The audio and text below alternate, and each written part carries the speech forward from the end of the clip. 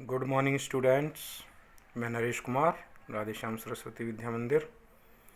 आज हम video number 13 4/5/2020 को हिंदी रचनात्मक चल रहा है। आज हम अपठित बोध की बात करेंगे। आप जानते हैं कि कोई भी परीक्षा होती है 6, 7, 8 से ही अपठित बोध आता है। तो अपठित बोध एक गद्यांश और एक पद्यांश आते हैं। तो आज हम काव्यांश पढ़ाएंगे। इसे पद्यांश भी कहते हैं या काव्यांश, एक ही बात है, दोनों तरीके से आ सकता है। तो एक ही चीज़ होगी, इसको ध्यानपूर्वक समझना और कैसे इसको किया जाता है ये भी आज हम समझाएंगे आपको, क्योंकि ये भी एक महत्वपूर्ण है जो इससे भी 4-6 नंबर का आता है एग्ज़ाम में। तो इसको अच्छी तरह समझेंगे। ठीक है बेटा। देखिए, अपठित बोध का क्या अर्थ है। कविता का ऐसा अंश जिसे आपने अपनी हिंदी की पाठ्य पुस्तक में नहीं पढ़ा। इसके अंतर्गत छात्रों को 100 से 150 शब्दों की कोई कविता दी जाएगी। उसके नीचे उससे संबंधित 6 प्रश्न पूछे जाएंगे। छात्रों को दिए गए काव्यांश में से वह उत्तर ढूंढने होंगे। तो बेटा, ऐसी एक कविता है जो आपने नहीं पढ़ी होगी। जैसे बुक के अंदर जो कविता होती हैं पढ़ी होती हैं, लेकिन ये जो आएगा आपका काव्यांश या पद्यांश, ये बुक से अलग आता है।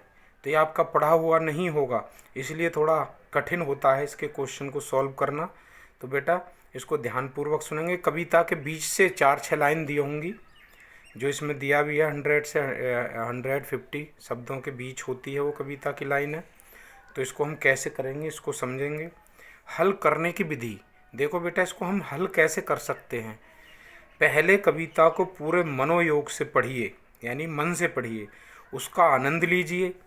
दूसरी बार उसके अर्थ को ध्यान में रखते हुए पढ़िए, यानी आपने एक बार पढ़ लिया, उसके बाद कविता को 2 बार पढ़िए।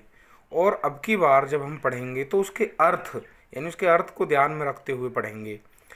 यदि कविता कुछ कठिन लगे तो उसे बार बार पढ़िए। अगर आपको कठिन लगती है तो इसे आप 1 या 2 बार और पढ़ सकते हैं, ताकि उसका अर्थ समझ में आ जाए। इस दौरान कविता के नीचे दिए गए प्रश्नों को पढ़िए, और साथ साथ हम कविता भी पढ़ते रहेंगे और उसके नीचे जो प्रश्न दिए होते हैं उनको भी अपने ध्यान में लाएंगे। तो हमें कुछ पकड़ में आएंगे क्वेश्चन के आंसर उसमें। अब फिर से कविता पर ध्यान दीजिए, यानी फिर दोबारा पढ़िए, उससे कुछ क्वेश्चन हो जाएंगे। उसके बाद फिर दोबारा पढ़िए, कुछ क्वेश्चन छूटे हुए हैं अभी। जिस जिस प्रश्न का उत्तर मिलता जाए उस प्रश्न पर टिक तथा उसके उत्तर रेखांकित कर दीजिए, यानी उसके आप अंडरलाइन कर दीजिए इसके आंसर को। अब देखिए कि कितने प्रश्नों के उत्तर देने रह गए, यानी जिनका आंसर आपने दे दिए, ठीक है। जो आंसर अभी आपके नहीं हुए हैं, जिनका उत्तर आपने नहीं दिया है, ये प्रश्न उत्तर जरूर कुछ कठिन और अस्पष्ट तथा सांकेतिक होंगे। यानी ये थोड़े कठिन होंगे, अस्पष्ट भी होंगे, जो आपकी समझ में नहीं आ रहे होंगे, और इनका संकेत कहीं और होगा आंसर का। तो इसे देखिए, इन्हें हल करने के लिए फिर से कविता को पूरी तरह पढ़िए तथा उनके उत्तर खोजिए। अब हम इसको एक बार और पढ़ेंगे ध्यानपूर्वक। अब उसका उत्तर खोजने का प्रयास करेंगे। देखिए, ऐसे क्वेश्चन को सॉल्व करने के लिए हमें क्या करना चाहिए।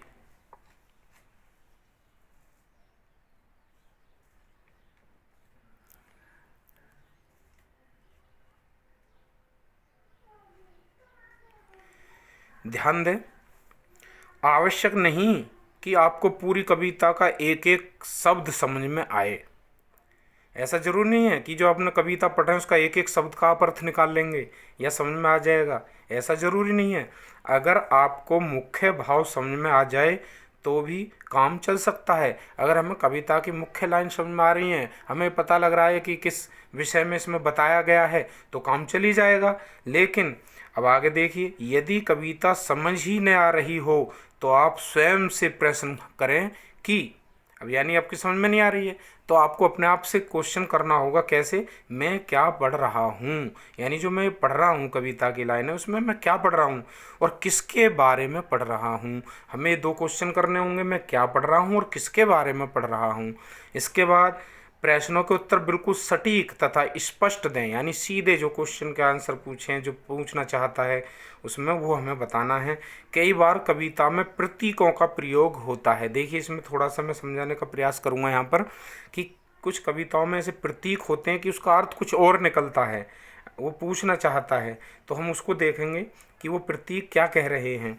उनके अर्थ अनेक होते हैं, यानी जो प्रतीक हैं हम उनके अर्थ अनेक भी निकाल सकते हैं। अतः प्रतीकों का अर्थ देते समय एक से अधिक शब्दों का प्रयोग भी कर सकते हैं। जैसे सामने कोहरा घना है, ये कविता की लाइन है मान लो, और मैं सूरज नहीं हूँ, ये आपको 2 लाइन मिली है। अब इसमें देखिए इस काव्यांश में कोहरा, कोहरा न होकर प्रतीक है। ये कोहरा मतलब कोहरा का मतलब तो होता है धुंध, लेकिन ये वो प्रतीक है किसी चीज़ का, ये हमें समझना है। यह प्रतीक, अब देखिए इसमें दिखा है, यह प्रतीक निराशा, संकट, समस्या और युद्ध आदि किसी का भी हो सकता है। इसी प्रकार सूरज है दूसरे, मेरा सूरज नहीं हूँ, तो इसका सूरज प्रतीक है। यह आशा, उत्साह, ज्ञान, समाधान आदि किसी का भी प्रतीक हो सकता है। ऐसे स्थलों पर आप लिख सकते हैं। कैसे? यहाँ कोहरा निराशा अर्थात घनघोर समस्या का प्रतीक है और सूरज आशा अर्थात समस्याओं के समाधान का प्रतीक है। तो आपकी समझ में आ गया होगा कि यहाँ पर ऐसे लाइन है, हम उसे कैसे खोजेंगे, कैसे समझेंगे। ठीक है बेटा, इससे संबंधित मैं आपको 1-2 काव्यांश यानी पद्यांश में आपको दिखा रहा हूँ, सॉल्व किए हुए हैं, उनको अपनी कॉपी में उतार लेना और उनको 1-2 बार समझना। जो आपके पास रहेंगे तो आप कभी भी जब परीक्षा देने जाएंगे तो उस समय उसको पढ़कर भी आप उससे बहुत कुछ सीख सकते हैं। ठीक है बेटा, अभी मैं आपको दिखाता हूँ। ये देखिए इसमें कविता की लाइन दी हुई हैं, मैं इसको पढ़ूंगा नहीं, आप स्वयं कॉपी में उतार लेंगे और इनको पढ़ेंगे। नीचे देखिए क्वेश्चन दिए हैं, प्रश्न दिए हैं इसमें, इनके मैं उत्तर भी आपको दिखाऊंगा कि इनके उत्तर कैसे लिखने हैं।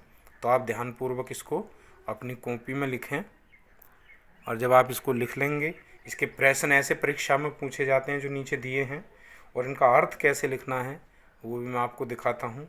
देखिए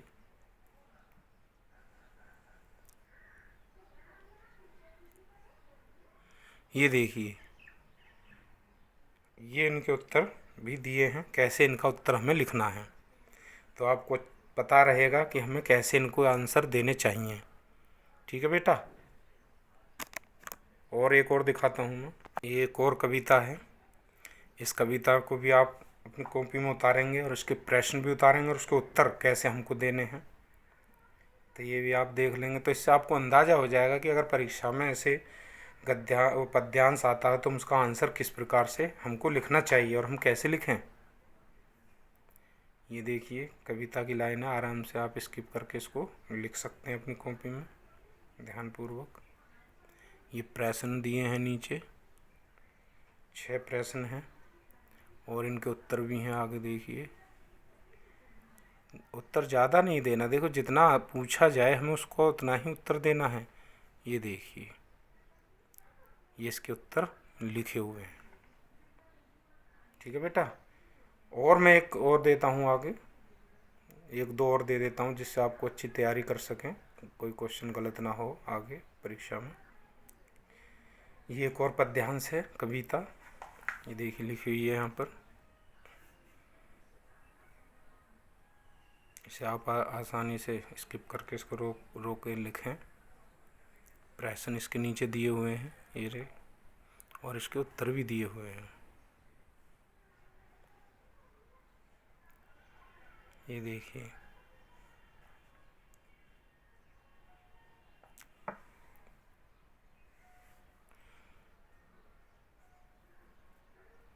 एक और लास्ट में आपको दिखा देता हूँ। इतने पर्याप्त हैं, आप इतने से भी कर सकते हैं। ठीक है बेटा, तो आप इसको ध्यानपूर्वक समझ लें जिससे कि आपके परीक्षा में आए हुए कोई भी क्वेश्चन गलत ना होंगे। धन्यवाद बेटा।